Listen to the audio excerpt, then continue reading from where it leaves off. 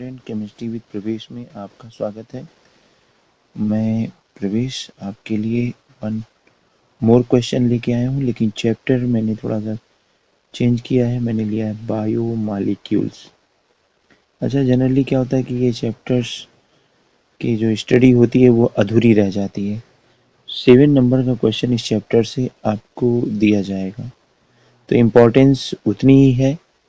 और ये चैप्टर कहीं बाकी की तुलना में क्रैमिंग पे ज़्यादा बेस्ड होता है। तो इस चैप्टर के हम क्वेश्चन पे आते हैं। यहाँ पहला क्वेश्चन दिया गया है, which of the following is water soluble vitamin. Vitamin E दिया गया है, विटामिन के दिया गया है, विटामिन बी दिया गया है, विटामिन ए दिया गया है। कौन सा वाटर सॉल्युबल होगा, आपको इस पे बात करनी है। तो देखिए क्या है कि मैं पहले भी कहता हूँ कि मैं डायरेक्ट आंसर ना दे करके इसके पीछे के कॉन्सेप्ट को देता हूँ, जिससे अगर इससे जुड़े हुए और भी क्वेश्चंस आपको दिए जाएं तो वो आप कर सकें।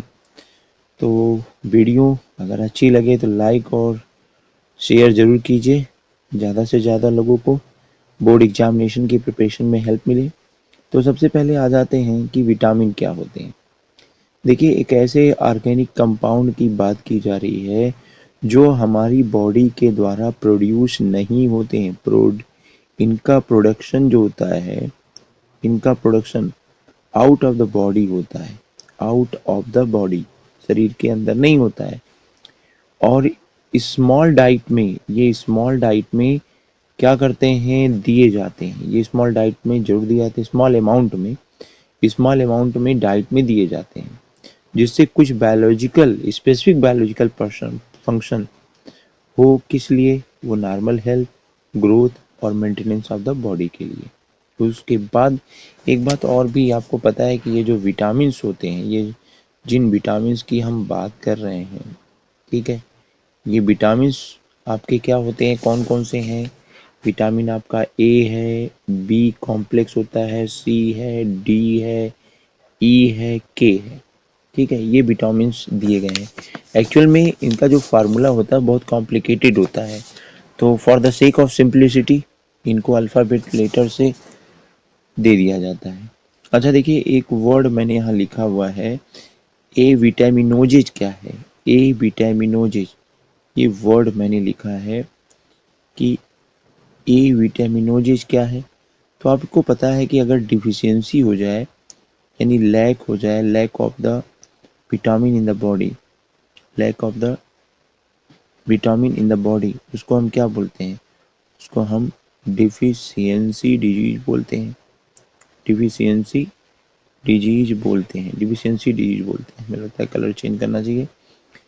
तो डिफिशियंसी डिजीज बोलते हैं।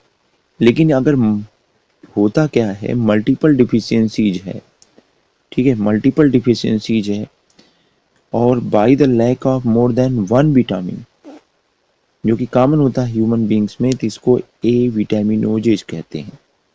फर्दर अब हम बात कर लेते हैं क्लासिफिकेशन ऑफ विटामिन की। अगर सॉल्युबिलिटी के आधार पे देखा जाए तो विटामिन आपके दो ब्रॉड कैटेगरीज में डिवाइड किए जा सकते हैं, दो ब्रॉड कैटेगरीज में डिवाइड किए जा सकते हैं। एक तो आपका वाटर सॉल्युबल हो गया और दूसरा आपका फ्लैट सॉल्युबल हो गया, ठीक है। अब देखिए, वाटर सॉल्युबल विटामिन में आपका कौन सा है, एक तो विटामिन बी ग्रुप है, बी कॉम्प्लेक्स है, नेक्स्ट वीडियो में हम इसके बारे में चर्चा करेंगे। और दूसरा हमारा विटामिन सी है, दूसरा हमारा क्या है, विटामिन सी है, ठीक है। एक बात और भी ध्यान रखिए कि ये ह्यूमन बॉडी में स्टोर नहीं होते हैं, अगर होते भी हैं तो सेल में बहुत ही लेसर अमाउंट में होते हैं। लेकिन इसमें विटामिन हमारा B12 एक क्या है, एक्सेप्शन है। फैट सॉल्युबल विटामिन की बात करें तो आपको लिखा गया है ये ए, डी, ई और के, ये फैट सॉल्युबल विटामिन है। ओके, चलिए, तो हमें उम्मीद करते हैं कि आपको अपने सवाल का जवाब मिल गया होगा कि वाटर सॉल्युबल विटामिन कौन से होते हैं। तो वाटर सॉल्युबल विटामिन आपका विटामिन बी है।